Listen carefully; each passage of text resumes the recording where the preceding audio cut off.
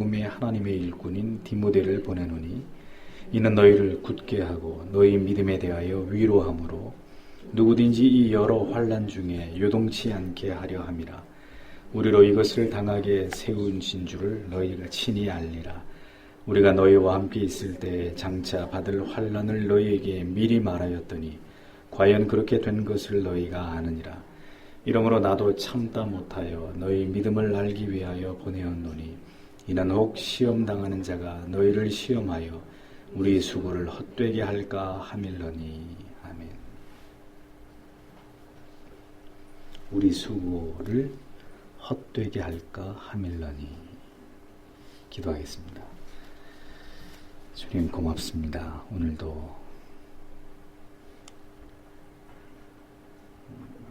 하나님의 말씀을 들으며 하나님의 생명의 말씀을 묵상하며 그것으로 우리의 영의 양식을 삼아 세상 사는 동안에 또다시 내가 누구이며 또 하나님이 우리에게 원하시는 바가 무엇인지를 깊이 생각하고 그래서 오늘도 우리의 인생의 향배를 진리에 맞추고 그 뜻을 따라 살아가기 위하여 오늘도 하나님의 말씀 앞에 섰습니다.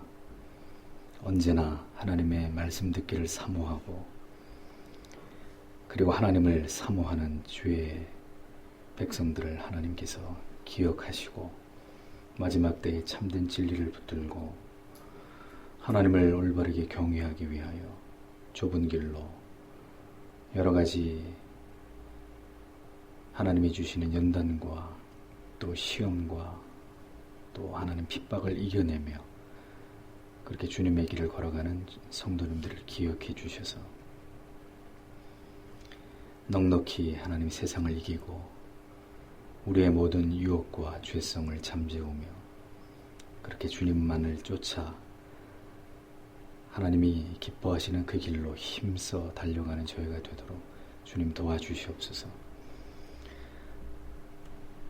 마지막 때에 참으로 진리의 말씀에 벗어나서 많은 무리가 배교의 길을 걷게 될 터인데 주님 우리 모든 성도님들에게 부디 한 사람도 예외 없이 하나님 회심의 은혜를 주셔서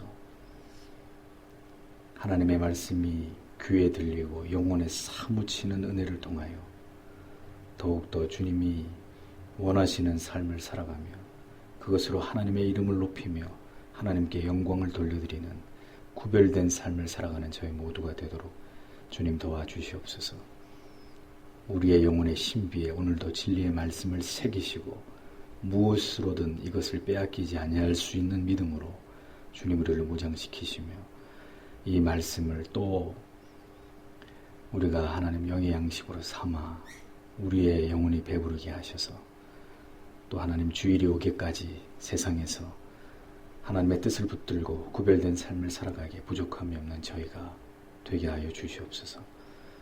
오늘도 하나님 말씀 속에서 깊이 주님을 만나고 하나님의 뜻을 깨닫는 시간 되기 원합니다. 주님께서 도와주시고 함께하여 주시옵소서. 예수님 이름으로 기도합니다. 아멘. 데살로니가전서 9번째 강의 시간으로 우리 수고를 헛되게 할까 함일러니 이런 제목으로 말씀을 전하겠습니다.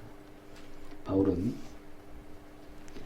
데살로니가 교회의 성도가 당하고 있는 고난에 대해서 마음으로 깊이 이것을 염려하고 있었습니다. 교회와 성도를 향한 그의 지대한 염려는 그가 데살로니가 교회를 향해서 보내는 그의 서신 속에 절절히 묻어나고 있는 것을 우리가 발견하게 됩니다. 사도는 그가 교회와 성도님들의 영혼을 얼마나 사랑하고 있고 고난 가운데 있는 그들의 신앙에 대해서 얼마나 그가 지금 노심초사하고 있는지를 숨김없이 표현하고 있습니다. 오늘 본문에도 3장 1절을 보면 그러므로 우리는 더 참지 못하여 기꺼이 우리만 아테네에 남아있기로 하고 2절에 우리 형제며 그리스도의 복음 안에서 하나님의 동역자인 디모데를 보내는 것은 여러분을 굳건하게 하고 여러분의 믿음을 위하여 격려하여 이런 의미가 됩니다. 그런데 이 1절 말씀을 잘 보십시오. 참다 못하여 라는 표현이 나옵니다. 참다 못하여. 이것은 물이나 연기를 아무리 틀어막아도 그 틈 사이로 물이 새거나 연기가 스며 나오는 것처럼 더 이상 억제할 수 없어서, 참아낼 수 없어서, 그러니까 막을 수 없어서, 이런 의미예요. 그냥 참지 못해서가 아니라 이건 도저히 참을 수 없는 거예요. 이렇게 참아질 수 있는 문제가 아니라 겨우 아무리 틀어막아도 기어이 그 틈으로 연기나 물이 이렇게 새어 나오는 것처럼 더 이상 억제할 수 없어서 그런 뜻입니다. 그러면 지금 사도가 뭘 도저히 억제할 수 없다는 말이냐? 이미 2장 18절에서 여러 번 너희에게 가고자 하였으나 사탄이 회방을 함으로 갈 수 없었다고 했는데, 가고 싶은데 갈 수 없는 지경에 바울이 지금 놓여 있지 않았습니까? 다시 말해서 사도는 지금 고난을 견디고 있는 데살로니가 교회 성도들이 너무너무 보고 싶었습니다. 한달음에 달려가서 만나고 싶었지만 지금 자기는 사탄의 회방으로 갈 수 없는 형편에 있기 때문에 갈 수 없으니 그리움은 더해지는 거죠. 가서 언제든지 볼 수 있으면 그다지 그렇게 큰 그리움이 우리의 마음을, 가슴을 적시지 않지만 너무 보고 싶은데, 그리고 그 사람이 너무 지금 힘든데 갈 수 없어요. 그러면 정말 미칠 것 같은 거죠. 사도의 심정이 그랬다는 겁니다. 너무 보고 싶어서 견딜 수 없는 자신의 심경을 이렇게 고백하고 있는 것을 보게 됩니다. 사도가 이토록 지금 데살로니가 교회의 성도님들을 그리워하고 그들을 보고 싶어하는 이유는 무엇이냐? 그들 역시, 지금 데살로니가 교회의 성도님들 역시 자신처럼 예수 그리스도의 복음으로 말미암아 그들이 뭘 당하고 있어요? 고난을 당하고 있어요. 고난을 받고 있기 때문입니다. 극심한 고난 가운데 혹여 데살로니가 교회의 성도님들의 마음이 낙심과 절망에 빠지지는 않을까? 그들을 사랑하는 한편 또한 계속되는 고난 가운데서 데살로니가 교회의 성도님들이 이것을 잘 이겨내고 믿음으로 승리해야 될 텐데, 누군가는 가서 저들을 좀 붙들어주고 위로를 해야 되겠는데 그렇게 하지 못하는 것 때문에 너무 지금 힘들어하면서 잘 이겨내고 있을까? 잘 견디고 있을까? 이거에 대해서 사도가 너무너무 궁금해하고 그들을 염려하고 있었다는 이야기입니다. 이 성경 구절을 대하시면서 보십시오. 그때나 지금이나 주님께서 가장 염려하고 걱정하시고 지극한 사랑으로 바라보시는 자들이 누구겠습니까? 그것은 바로 하나님의 약속의 말씀을 굳게 붙들고 믿음으로 인내하면서 모든 고난과 시련을 묵묵히 견디어내고 있는 그런 교회들과 그런 성도님들. 오늘도 하나님의 모든 마음은, 그 하나님의 마음의 그 간절함과 애탐과 그리움의 대상은 이 어려운 세상 속에서 하나님의 말씀대로 살려고, 믿음대로 살려고 세상으로부터 모든 모진 고난을, 불이익을, 핍박을 받으면서 묵묵히 견뎌내고 있는 그런 교회와 성도님들에게 하나님의 모든 마음이 부어지고 있다는 거예요. 사도가 지금 그런 가운데 있는 데살로니가 교회 성도들을 그렇게 보고 싶어하고 있고 그들을 염려하고 있었다는 얘기는 그때나 지금이나 교회 머리 되신 주님이, 하나님께서 그런 교회와 성도들에게 그런 애틋한 마음을 가지고 계신다는 의미입니다. 왜요? 그들이 누구 때문에 고난을 받고 있는지, 누구 때문에 그런 역경을 견디고 있는지 주께서 아시기 때문이라는 거죠. 신앙을 바로 세우고 이제 내 남은 인생만큼은 진정으로 하나님께서 기뻐하시고 하나님이 원하시는 뜻을 쫓아서 살아가기 위해서 믿음으로 결단하고 어떤 어려움이 있어도 그것을 이겨내면서 인내하면서 주님을 바라보고 달려가려고 하는 그런 성도님들.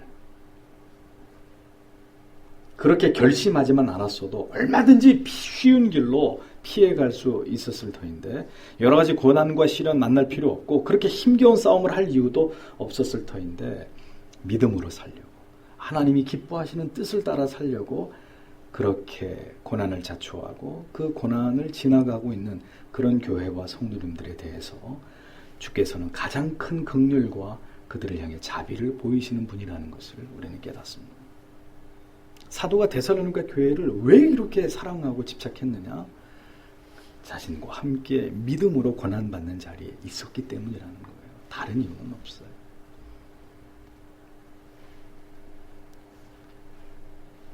목회자도 마찬가지입니다. 언제나 진리를 쫓고자 하시는 성도님들의 숭고한 어떤 헌신과 희생과 고난당하심과 시련을 볼 때 목사로서 가장 마음이 아픕니다. 마음이 아픈 한편 그렇게 그 성도님을 향해서 마음이 가고 애틋하고 기도가 절로 나오는 거죠. 반대로 신자라 하는 분들이 하나님의 계명을 우습게 여기고 온갖 몰상식한 짓을 자행하면서도 사업이 잘 돼요. 형통해요. 그것을 보는 것만큼 목사의 마음이 불편한 때도 많지 않은 것 같아요. 왜 그러겠어요? 하나님을 경외하지 않고 죄를 밥 먹듯이 짓고 있는데도 모든 일이 그 성도님의 모든 일이 잘 된다면 그가 참된 믿음으로 하나님께로 돌아올 수 있는 기회가 영영 오지 않을 수도 있기 때문에 배가 아픈 게 아니고요. 그렇게 말씀대로 살지 않는데도 잘 돼요. 뭐 척척 취직되고 뭐 잘 나가고 뭐 원하는 대로 다 너무너무 행복해하고 그러면 죄송하지만 저도 같이 기뻐해 줘야 되는데 안 돼요. 그게 더 걱정이 태산 같아져요. 저러다가 영원히 못 돌아오면 어떡하나. 저분이 영원히 못 깨달으면 어떡하나. 그건 그렇고 언제나 목사의 마음에 잔잔히 이렇게 늘 마음에 머물러 있는 성도님들은 힘들고 어려운데도 바른 길을 가려고 몸부림치는 그런 분들이에요. 악인의 형통에 대해서는 오히려 심히 안타깝고 유감스러울 때가 많이 있습니다. 그러나 지극히 하나님을 경외하면서 믿음으로 바르게 살아가기 위해서 힘쓰시는데도 불구하고 어려움을 당하고 계시는 이런 성도님들의 삶을 볼 때는 참으로 목사로서 마음이 쓰리고 아플 때가 한두 번이 아닙니다. 그래서 기도하는 거죠. 하나님, 저 성도님이 끝까지 믿음으로 인내하고 승리하게 해달라고. 절대로 낙심하거나 그 믿음의 자리를 포기하거나 타협하지 않도록 하나님이 꼭 붙들어 주시기를 기도할 수밖에 없는 거예요. 언제나 하나님을 경외하는 성도님들의 시련과 아픔에 대해서는 하나님께서도 여러분들의 하나님께서도 응원하시겠지만 목회자도 그런 성도님에 대해서는 아낌없는 기도의 후원과 격려와 용기를 북돋아드리고 싶은 마음이 가슴에서 그냥 우러난단 말이에요. 사도가 바로 그런 마음으로 지금 데살로니가 교회의 성도들을 걱정하고 그들을 간절히 보기 원하고 있었다는 것입니다. 바울 일행은 그들에게 갈 수 없는 상황에서 자신들은 그냥 아테네에 머물러 있으면서 대신 누구를 보내요? 자신의 신실한 동역자인 디모데를 보내면서 그들을 격려하려고 하는 자기의 마음을, 사도의 마음을 표현하고 있습니다. 디모데는 사실 뭐 동역자라고 하기보다는 아들 같은 존재죠. 나이로 보나 뭐 사도의 그 연륜으로 보나 자기 아들 같은 디모데를 소개하면서도 근데 바울은 뭐라고 합니까? 내가 디모데를 너희에게 보내겠다 이렇게 가볍게 얘기하지 않고 우리 형제 곧 그리스도의 복음의 하나님의 일꾼인 디모데, 자신을 대신해서 보내는 디모데를 이렇게 소개합니다. 우리의 형제 곧 그리스도 복음의 하나님의 일꾼. 그가 얼마나 자신의 동역자와 성도들을 아끼는지 우리는 바울의 이러한 표현 속에서 그의 가슴을 가득 채우고 있는 믿음의 형제들에 대한 사랑을 느낄 수 있습니다. 또 젊은 디모데를 보내면서도 그를 하나님의 일꾼이라는 칭호를 붙여줌으로써 그의 사도적 권위를 세워주고 데살로니가 교회 성도들이 그를 신뢰하면서 자신을 대신해서 그의 지도를 잘 따를 수 있도록 배려하고 있는 사도의 마음 깊은 그 마음씀을 볼 수 있는 거죠. 그러니까 이런 걸 보면 사도들의 모든 말에는 어떤 의도가 담겨 있다는 거죠. 그리고 그 의도가 어떤 입에 발리는 그런 가벼운 것이 아니라 마음에서 우러나는 진심 어린 이런 표현들이 분명한 어떤 의도 속에서 전달되고 있는 것을 느낄 수 있습니다. 그래서 참 우리의 말이 중요한 것 같아요. 우리가 믿음의 지체들에게 때로는 생일을 축하해 주면서 또 어떤 좋은 일이 있을 때 격려해 주고 위로의 말을 전하는 것을 통해서 정말 그리스도의 사랑이 마음껏 이렇게 진심을 담아서 표현될 때 이런 것들이 우리의 마음 가운데 참 이렇게 어떤 진한 감동과 또 격려로 이렇게 우리 안에 전달되는 이런 일들이 전 너무 중요하다고 생각합니다. 표현하면서 서로 사랑하고 그리고 이렇게 섬기는 이런 것들이 이 사도의 서신 속에 이렇게 잔잔히 이렇게 깔려 있어요. 그래서 정말 이런 모습들이 중요한 것 같아요. 우리 성도님들끼리도 정말 진심 어린 사랑의 문자나 이런 전화, 그래서 서로 이렇게 격려하고 힘들 때 정말 필요한 말로 위로가 되어주고, 참 이런 것들이 성도의 교제 안에서 너무 중요한 것이 아닐까 이런 생각을 해봅니다. 마음을 담은 위로와 격려와 용기를 북돋아주는 이런 말을 통해서 우리의 사랑이 흘러가는 거죠. 그래서 이 디모데를 이렇게 이제 소개를 하면서, 이 디모데를 통해서 바울은 고난 가운데 있으나 찾아가 볼 수 없는 데살로니가 교회 성도들의 그들의 어떤 믿음을 지금 돌보려고 하고 있었는데 두 가지였습니다. 첫째는 그들의 믿음을 흔들리지 않고 굳게 세워주는 것이었고, 두 번째는 고난을 견디고 있는 그들의 믿음을 위로하려고 하는 것이었습니다. 두 가지의 목적을 가지고 디모데, 그의 동역자 디모데를 보냅니다. 성경에 분명히 나와 있죠. 혼란 중에 요동치 않게 하려 함이라, 너희를 굳게 하고 너희 믿음에 대하여 위로함으로, 2절에 분명히 너희를 굳게 하기 위한 목적, 너희 믿음에 대해서 위로하기 위해서 동역자 디모데를 보낸다. 두 가지 목적에서 동역자를 보내는 바울의 의도가 드러납니다. 자, 목회가 무엇이냐? 목회가 무엇이냐? 회심하지 않은 자에게는 준엄한 죄와 율법의 엄중함을 드러내어서 두려움 가운데 죄를 자각하고 그리스도의 십자가 앞에 무릎을 꿇게 하는 것이고, 진리를 거스리고 진리에 대항하는 자들에게는 하나님의 두려운 공의와 심판, 무서운 죄에 대한 심판을 예고하면서 그 진리를 거스르는 자들에 대해서 훈계하고 회개케 하는 것이 목회입니다. 또 반대로 진리를 따라 사시기 위해서 투쟁하는 삶을 살아가는 귀한 믿음의 성도님들에게는 한없이 따뜻한 말로 그들을 위로하고 격려하고 그 믿음을 끝까지 지켜나갈 수 있도록 든든히 붙들어주고 세워주는 것이 바로 목양이고 목회라는 거죠. 그러니까 바울은 디모데를 통해서 데살로니가 교회 성도님들의 믿음을 붙들어주고 동시에 그들의 믿음을 위로하고자 했다는 것입니다. 모든 하나님의 사람들에게 필요한 것은 하나님의 은혜로 말미암아 굳게 함과 그 다음에 위로라는 것입니다. 이게 왜 중요하냐? 우리는 나약한 의지를 가진 존재이기 때문에 우리는 무너지고 흔들리기 십상입니다. 그러하기에 하나님의 약속의 말씀을 통해서, 은혜의 깨달음을 통해서 다시 우리의 마음을 굳게 세우고 또 믿음으로 살아가는 이 세상의 날들 속에서 우리가 당하는 모든 어떤 서러움에 대해서 이 세상이 절대로 줄 수 없는 그런 위로를 얻어야 신자가 믿음의 길을 걸어갈 수 있는 거예요. 우리는 본질적으로 죄 아래 흔들리는 존재이기 때문에 계속해서 말씀으로 굳게 세움을 받아야 되고, 또 믿음으로 살아가는 삶에서 많은 상처를 받기 때문에 위로가 필요하고, 이 두 가지가 꼭 필요한 것이라는 겁니다. 그래서 하나님은 반드시 주의 사랑하는 자녀들에게, 교회들에게 이 두 가지를 허락하십니다. 첫 번째는 굳게 함과 두 번째는 위로. 바울의 다른 서신서에 인사할 때마다 빠지지 않는 두 가지가 뭐죠? 은혜와 평강. 그렇죠? 이렇게 항상 두 가지 이렇게 세트로 되어 있어요. 은혜와 평강이 너희에게 있기를 원한다. 그러면 당연히 우리에게 은혜와 평강이 우리의 신앙에 있어서 필수적인 것이라는 것이고, 또 그것은 하나님이 우리에게 주시는 것이어야 한다는 점이고, 자, 오늘은 두 가지가 더 추가됩니다. 굳게 함과 위로, 그것이라는 겁니다. 은혜와 평강을 주시는 주께서 당신의 사랑하는 자녀들을 위해서 언제나 넉넉한 위로를 주시고, 또 한편 우리가 넘어지지 않도록 붙들어 주시는, 우리의 믿음이 더 굳어지게 하는, 그렇게 하나님께서, 주님께서 우리의 영혼을 붙들고 가신다는 거예요.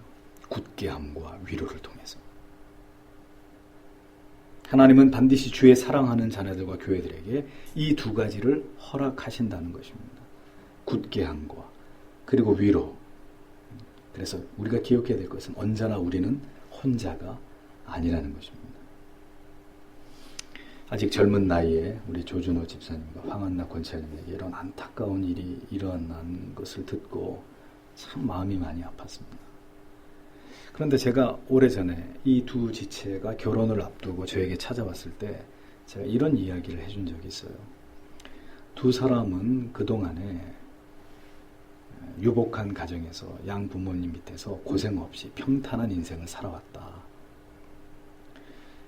그런데 하나님의 뜻은 두 사람이 앞으로도 평탄한 인생을 살아가는 게 하나님의 뜻이 아니라 하나님의 굳건한 믿음의 장부들이 되는 것이 하나님의 뜻이다. 따라서 이제 두 사람이 함께 결혼을 하게 되는데 이후로 반드시 어떤 형태로든 하나님이 그들에게 고난을 주실 것이다.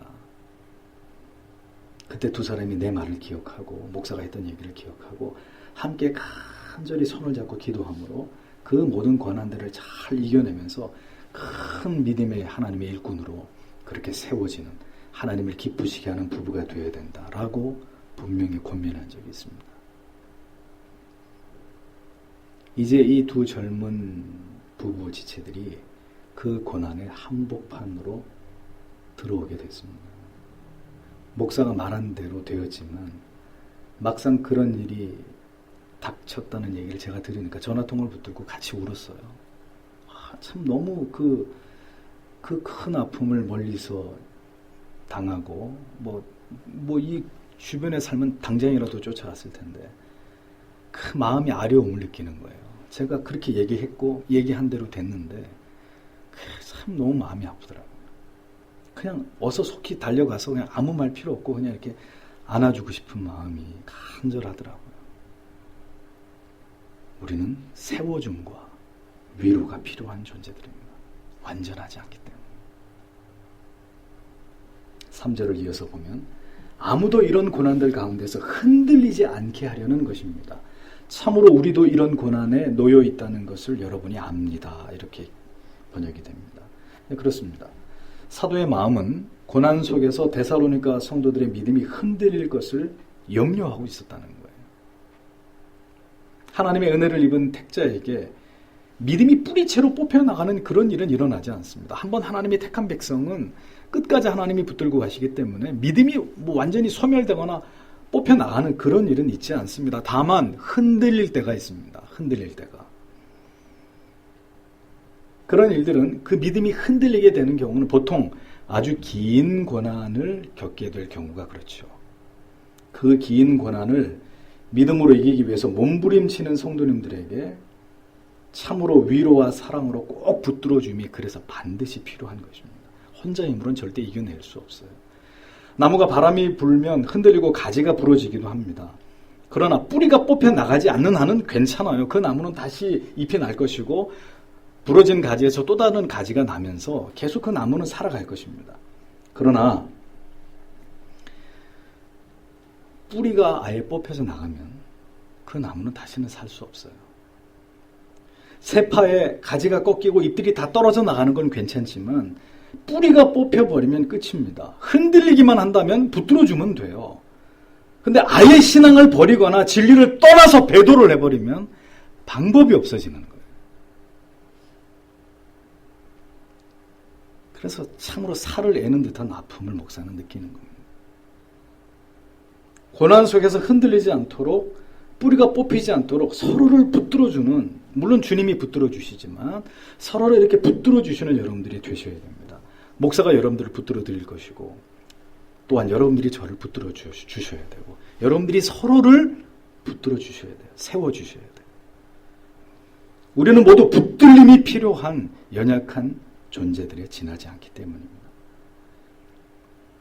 고난 가운데 흔들리는 성도들을 붙들어주기 위해서 동역자를 그들에게 보내는 사도.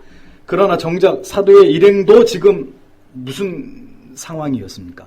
사도의 일행도 지금 고난 가운데 있는 상황이라고 성경은 얘기합니다. 데살로니가 교회, 고난당하고 있는 데살로니가 교회 성도들도 위로하고 있지만 자기들도 그런데 지금 고난 가운데 있다는 사실을 밝힙니다. 숨기지 않습니다. 우리로 이것을 당하게 세우신 줄을 너희가 친히 알리라 이렇게 말씀하고 있잖아요. 그러니까 고난을 당하고 있는 것은 데살로니가 교회의 성도님들뿐만 아니라 우리 사도들 또한 우리 일행들도 그대들과 동일하게 지금 이런 고난 가운데 있다는 사실을 그들에게 상기시키고 있습니다. 왜 그럴까요? 고난 가운데서 서로 끈끈한 동질감을 느끼면서 서로 위로를 받게 하기 위함입니다. 지금 그대들만 고난을 받고 있는 게 아니라 우리도 주 안에서 복음 때문에 우리도 고난을 받고 있습니다. 우리는 동지입니다.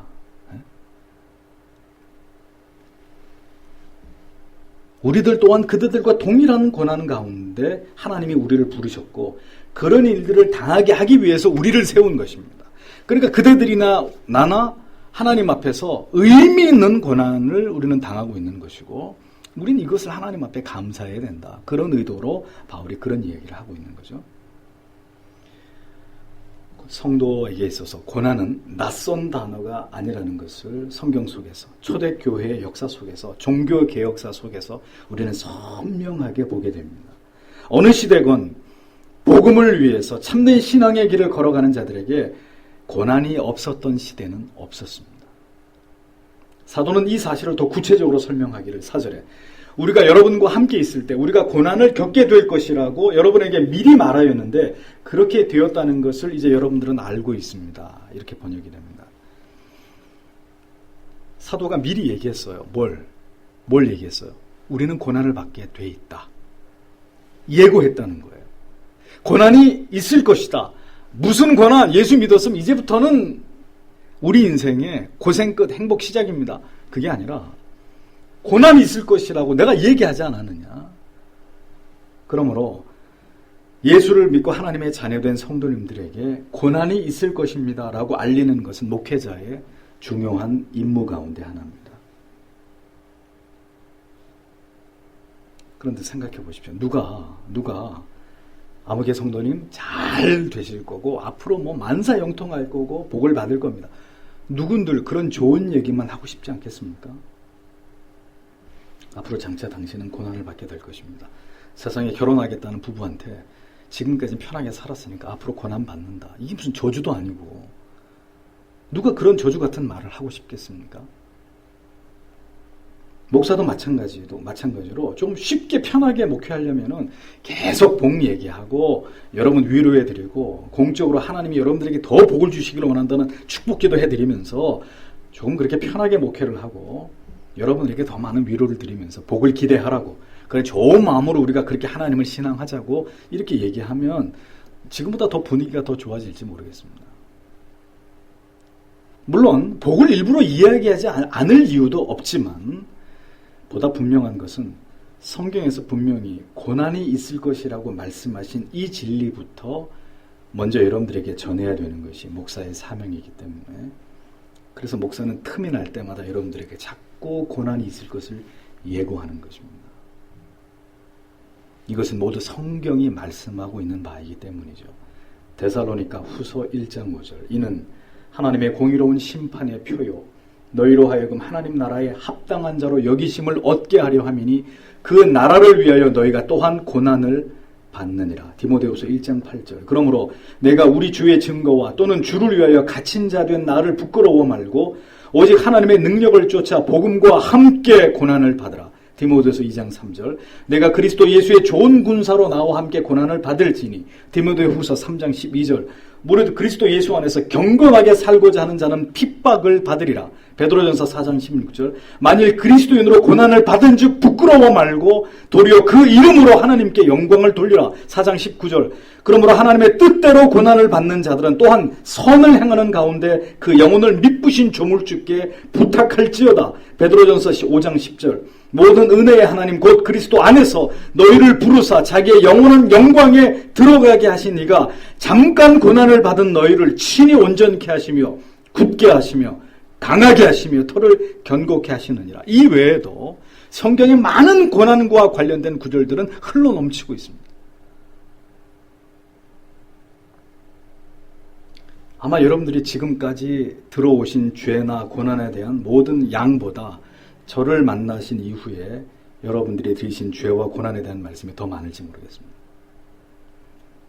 그러나 이것은 하찮은 저 사람 인간의 말이 아니라 성경의 말씀이고 성경의 중심 주제입니다.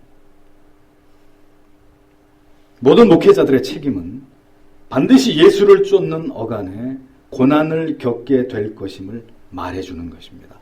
데살로니가 교회 성도들에게 바울이 그렇게 예고했던 거죠.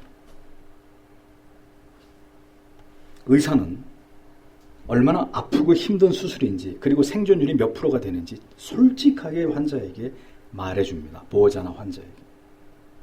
심지어 생존 확률까지 정확하게 숨김없이 얘기해줍니다. 당신 이 수술 받고 살 확률이 10%밖에 안 됩니다. 20%밖에, 30% 정확히 전달해줍니다. 왜 그렇게 잔인하게 그 얘기를 다 해줍니까? 정확하게 당신의 상태를 알고 그 병과 싸우기 위해서 만반의 마음의 준비를 시키는 것이죠. 낫기 위해서 이 모든 고통의 과정을 이겨내야 됩니다. 그냥 나을 수 없습니다. 이 수술 9시간 10시간 수술 받고 항암 투병하고 몇 개월이 걸릴지 몇 차에 걸릴지 모르겠지만 이거 당신이 앞으로 가야 될 길입니다. 마음 단단히 먹고 의사를 믿고 갑시다. 가보는 겁니다. 기적은 일어납니다. 그리고 데리고 가는 거 아니에요. 투병 시작하는 거죠. 의사가 그렇게 환자에게 정직하듯이 목회자도 여러분들에게 사실을 알려야 될 책임이 있는 거죠. 바울은 그 사실을 상기시킵니다.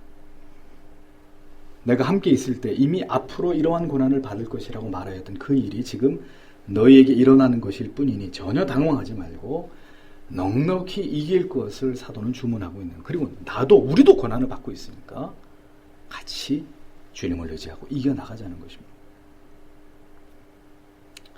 그러나 그것은 그것이고 사도의 가슴은 타들어갑니다. 그들이 고난을 견디고 있을 것을 생각하니 마음이 견디기 힘든 만큼 데살로니가 교회의 성도들에 대한 그리움으로 그의 마음이 가득 채워지고 있다는 사실을 그의 고백 속에서 다시 한번 확인할 수 있습니다. 자, 이 표현이 또 나오죠. 1절에도 나오는데 5절에도 나오죠. 어떤 표현이에요? 내가 더 참지 못하고. 1절에도 우리가 참다 못하여. 5절에도 나도 참다 못하여. 얼마나 그 사도의 가슴이 그 고난 가운데 있는 성도들을 향한 마음으로 간절했는지를 이 똑같은 구절의 이 표현을 통해서 내가 참을 수 없다는 거예요. 지금 여러분들이 어떤 상황이 있는지, 여러분들의 믿음의 상태가 어떠한지, 그 고난 속에서 지금 어떤 심경인지 내가 그걸 너무너무 알고 싶어서 글을 보내었으니 이는 아무쪼록 시험하는 자가 여러 번 시험하여 우리의 수고를 헛되지 않게 하기 위함입니다. 여러분을 시험하여. 이는 아무쪼록 시험하는 자가 여러분을 시험하여 우리의 수고를 헛되지 않게 하기 위함입니다. 이렇게 얘기합니다. 영혼을 염려하면서 걱정하는 정도가 사도에게 얼마나 큰 것이었는지 참지 못하고 이 두 번이나 언급되고 있는 이 격렬한 표현을 통해서 우린 그것을 깨닫게 됩니다. 이것이 영혼을 맡은 자의 중요한 자질입니다. 내가 맡은 영혼을 위해서 오매불망 잊지 못하고 그를 위해서 해산의 수고를 감당하는 것, 영혼을 위한 섬김입니다. 여기서 시험하는 자는 누구를 뜻하죠? 사탄을 가리킵니다. 그런데 이 구절을 잘 보십시오. 너희를 시험하는 자가 너희를 시험하여 라고 번역되어 있는데, 그러니까 사탄이 너희를 시험한다는 얘기인데, 여기서 너희를 시험하여, 에페이라라는 이 헬라어 단어의 의미가 그냥 시험이 아니고요. 아주 성공적인 시험이에요. 아주 성공적인 시험을 가리킵니다. 그러니까 사탄의 아주 성공적인 시험, 확률 거의 100%에 가까운 시험이 닥치는데, 그러니까 이게 무슨 얘기냐? 믿음을 완전히 깡그리 잃어버리게 만드는 사탄이 시도한 시험 가운데 매우 성공적인, 승률이 아주 높은 이 성공적인 시험 때문에 성도들의 믿음이 깡그리 다 소멸돼 버리고 바울이 염려하는 그 일이 일어나게 될까? 사도는 지금 그것을 염려하고 있다는 이야기를 하는 거예요. 자, 이런 구조는 성경에서 아주 독특한 구조입니다. 매우 성공적인 사탄의 시험이 성도들에게, 교회에게 가해진다는 것입니다. 고난을 통해서 사탄이 교회와 성도에게 주는 시험은 반드시 그 시험에 걸려 넘어지는, 그러니까 완전히 믿음을 파산케 하는, 사탄 편에서 성공률 100%에 가까운 이런 시험이 있다는 거예요. 그러니까 이 시험에 걸리면 우리가 백발백중 이기는 게 아니라 마귀가 아주 성공적으로 한 성도의 믿음을, 그러니까 송두리째 그냥 파산시킬 수 있는 이런 강력한 사탄의 시험이 있다는 것입니다. 결국 그 시험으로 우리의 믿음을 파산케 하는 게 사탄의 목적이고, 이러한 시험이 있다고 사도가 말하는 것은 이런 시험에 걸려서 사도의 모든 수고가 헛되게 되는 그런 사례가 있었기 때문인 거죠. 사도의 복음을 위한, 한 영혼을 얻기 위한 그 모든 수고를 수포로 돌아가게 만드는 사탄의 아주 성공적인 시험, 치명적인 유혹. 이 시험이 교회와 성도를 대상으로 하기 때문에 사도는 이렇게 노심초사 안절부절 못하면서 데살로니가 교회의 믿음의 형편을 염려하면서 신속히 디모데를 보내고 있는, 우리의 모든 수고가 헛되게 될 수 있는 상황이 연출될 수 있기 때문에, 누구에 의해서? 너희를 시험하는 자의 그 시험으로 인해서, 그 성공적인 시험으로 인해서. 이러한 시험이 그 시대에 데살로니가 교회에만 있었겠습니까? 이런 사탄의 파상적인 공격은 지금도 여전히 강력하게 교회와 성도님들을, 목사를 노리고 있습니다. 이 성공적인 시험에 걸려들면 그 영혼은 마귀의 밥이 되어버리는 거예요. 하루아침에 배도하고 교회를 떠나가는 영혼들이 일어나는 것은 한번 건드려 보고자 하는 시험이 아니라 마귀가 딱 그를 걸어가지고 그 믿음을 송두리째 잃어버리게 만드는 그런 목적하에 그에게 주는 시험이라는 거예요. 그런 시험에 걸려들면 사도의 모든 노력이 다 수포로 돌아가고요. 저는 이 시점에서 이런 설교를 하게 돼서 너무 마음이 아픕니다.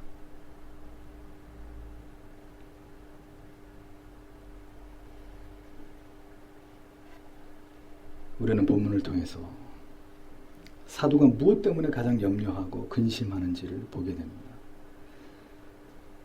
사도는 고린도후서 11장 28절에서 다음과 같이 고백하죠. 이 외의 일은 고사하고 오히려 날마다 내 속에 눌리는 일이 있으니 곧 모든 교회를 위하여 염려하는 것이라 라고 사도가 고백한 적이 있습니다. 날마다 내 속에 눌리는 일, 그것은 교회와 성도를 위한 염려다. 바울의 고백입니다. 왜 염려합니까? 사도가 왜 염려합니까? 아니, 교회는 다 주님이 알아서 하시는 거니까 염려할 필요 없습니다. 그렇죠. 맞는 말입니다. 그런데 왜 염려합니까? 교회는 하루도 쉬지 않는 사탄의 방해 공격과 시험과 절대로 무관하지 않은 곳이고 그것으로부터 자유로울 수 없는 곳이기 때문입니다. 애석하게도. 언제나 사탄이 노리는 곳이 교회이고 사탄의 성공적인 시험으로 성도의 믿음을 파산케 하고자 하는 이 사탄의 노력은, 이 기회를 엿보고 있는 사탄의 노력은 지금도 계속되고 있는 거예요. 그러하기에 언제나 사도의 모든 관심은 교회를 향하고 있었습니다. 그리고 성도님들의 영혼을 염려하고 있었다는 이야기입니다. 고난 가운데 있는 교회와 성도, 사도가 이렇게 그들을 향한 간절한 사랑과 염려를 드러내는 것은 교회의 머리 대신 주님의 마음이 그러하시기 때문입니다. 언제나 하나님의 마음은 의를 위해 박해당하는 성도와 교회를 향하신다고 서두에 말씀드렸습니다. 지상교회는 언제나 이러한 안팎의 위험에 노출되어 있는 곳입니다. 한시도 긴장을 늦출 수 없는 것이 바로 교회입니다. 언제나 주님의 마음이 머무는 곳, 그것은 진리의 가치 때문에 기꺼이 고난을 당하는 교회와 성도임을 잊지 마시고, 그러나 또 주님이 교회를 그렇게 근심하시고 노심초사하시는 것은 사탄의 어마어마한, 마지막 때 할 수만 있으면 마귀가 믿는 자까지 미혹해 한다고 말씀하지 않았습니까? 그런 사탄의 성공적인 시험이 끊임없이 그 사탄의 도발이 이루어지는 곳이 지상교회이기 때문에 오늘도 주님은 이 두 가지의 이유 때문에 주님의 교회를 응시하고 계시는 거예요. 주님의 성도를 불꽃 같은 눈으로 지켜보고 계십니다.